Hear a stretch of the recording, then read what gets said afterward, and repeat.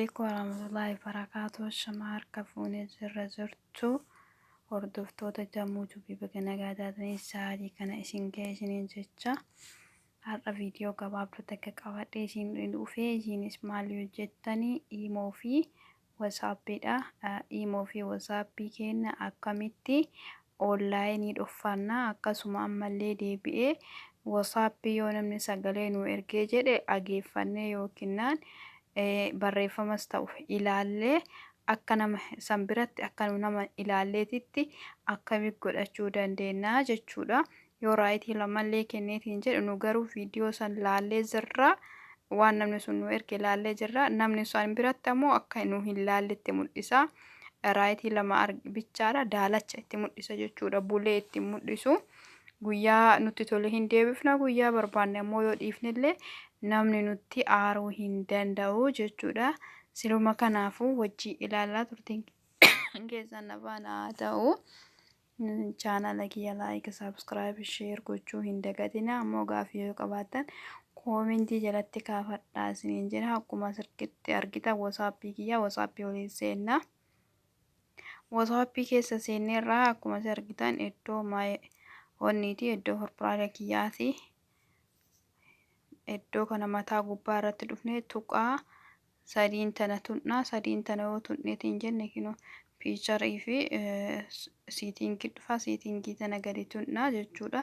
Siitingii tana yoo gad tunnee jenne akkaawuntii tayyachuu jala jira. Akkaawuntii tana gad tunnaa jechuudha. Akkaawuntii tana erga gad tunnee ammallee garuma olii kanatti onlaayinii dhuunfachuu barbaanne jechuudha. Kun isa kana al tokko gad tunnaa. Erga gad tuqnee kan jenne laastisiin tajaajillee hin dhufti. Purpuraayii footoo jettu about kunniin hin dhufti. Amma immoo maal dhuunfachuu henna asitti onlaayinii dhuunfachuu barbaanna jechuudha. Namni yeroo nama sanii wal bira irratti seenne malee namni nu arguu hin danda'u. Yeroo biraa ammoo seennee illee sa'aatii barbaanne seennee yoo baane gizee nama saniin daayirektii yookiinaan fillafiita wanni walitti dhufne malee onlaayinii walirra dhufne malee sa'aatii nu seenne sa'aatii nu keessaa baane hin argan jechuudha. Al tokko isii tana raggachuu qaasna. Ergaasii raggachuu qaafne anaaf amma noobodii irratti jira jechuudha. Namni na arguu hin danda'u sa'aatii ani onlaayinii seenee onlaayinii bahee jechuudha. Fakkeenyaaf kan namoota garii iiviningii ka jettu tana irratti jiraachuu dandeetti. Everii tana irratti yoo jiraatte jette fakkeenyaaf akkanatti yoo jiraatte amma everii irra jirti jechuudha. Sa'ama namni sa'aatii kamiyyuu seene sa'aatiin irraa bahee fi sa'aatii an seene na arganii jechuudha. Ergas yommuu al tokko gad cuqaasee isa gara gadii noobadii ka jettu sana irratti gaddeeffadha. Amma noobadii irratti gaddeeffamee jira. Inni biraa ammoo maay koontentii ka jedhu yookiin lakkoofsa keessan akkasuma yoo dhuunfachuu barbaada koontentii tana daltatillee deeffachuu dandeettanii. Ani ammoo onlaayinii dhuunfachuu barbaada waan ta'eef noobadii tana irratti dhossee jira. Amma immoo irraa gadi baana. Akkasuma iddoo kana dhufna reedii wanni tayyattu tana bira dhufna.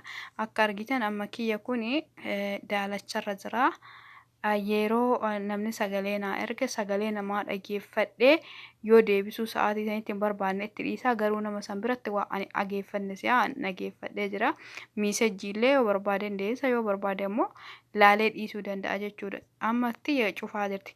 Yeroo amma akkanatti jirtu amma banaa jirti, banamee jira jechuudha. Banee yeroo akkana banaa jirtu kana namni sagalee yoo nu ergee dhageeffannee yoo sanitti hin deebisne taatne akka nu sagalee dhageeffanne nu himti jechuudha. Nu argisiifti, bulee argisiifti. Kanaafuu ishii tana al tokko cuqaasne ofirraa cufnaa. Asitti amma sagalee namni nu erge yoo nu ergee jedhe nurraa wanni ta'a jechuudha. Nurraa cufataa hin arguu hin danda'an. Nu bichaan nu garuu sagalee namaa dhageeffannee jirra. Namni biratti ammoo waan dhageeffanne hin fakkaatu jechuudha. Wasaappii asumaan cufnee fidnee gara iimootitti darbina ammoo.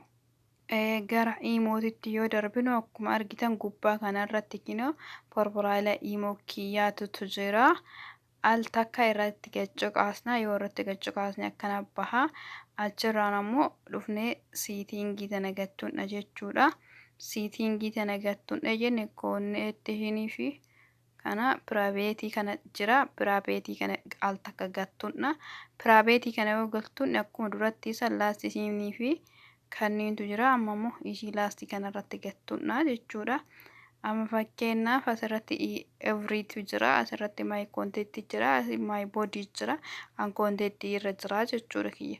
Asirratti ammoo evening tanarratti every tanarratti yoo dhiisne yeroo hundaa namni online sa'aatii nu seennee fi sa'aatii nu baane arganii jechuudha. Asirratti ammoo onni kenna akka mul'anne amma nobody tanarratti yoo gaddeeffanne abadan namni nu arguu hin danda'u sa'aatii nu online seennee online baane yoo ammoo hoo sa'aatii san nama wal bira seenne bichaa nu arganii jechuudha.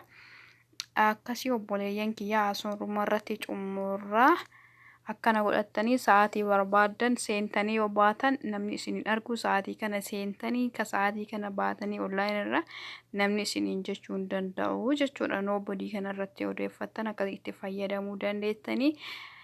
Inshallah haga viidiyoo biraatiin walitti deebinutti telegiraamaa fi feesbuuka akkamitti